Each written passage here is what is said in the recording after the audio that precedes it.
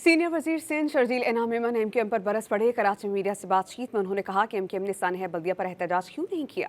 माजी में बानी एमकेएम लंदन से हड़ताल या सोग के लिए कॉल करते थे, उसको कामयाब बनाने के लिए दिहाड़ीदार मजदूरों की जानें ली जाती थी।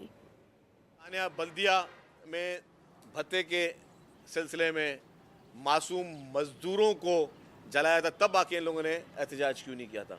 जब वो इनके कायदे तहरीक जिनको उन्होंने अब सबने छोड़ दिया है, जब वो कायदे तहरीक साहब लंदन से कॉल करते थे, उसमें फिर जब बोलते थे कि कल हड़ताल है, और जब हड़ताल है या सोग है, तो फिर उस सोग को कामयाब करने के लिए मासूम मजदूरों की, मासूम वो लोग दिहाड़ी पेशा लोगों की 30-30, 40-40, 100-100 जानें स्कोर लेके ली जाती थी।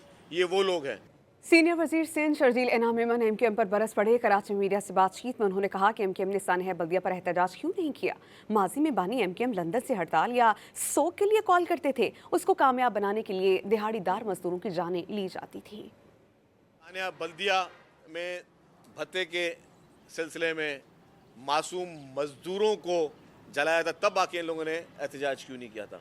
जब वो इनके कायदे तहरीक जिनको उन्होंने अब सबने छोड़ दिया है, जब वो कायदे तहरीक साहब लंदन से कॉल करते थे, उसमें फिर जब बोलते थे कि कल हड़ताल है, और जब हड़ताल है या सोग है, तो फिर उस सोग को कामयाब करने के लिए मासूम मजदूरों की, मासूम वो लोग दिहाड़ी पेशा लोगों की 30-30, 40-40, 100-100 जानें स्कोर लेके ली जाती थी।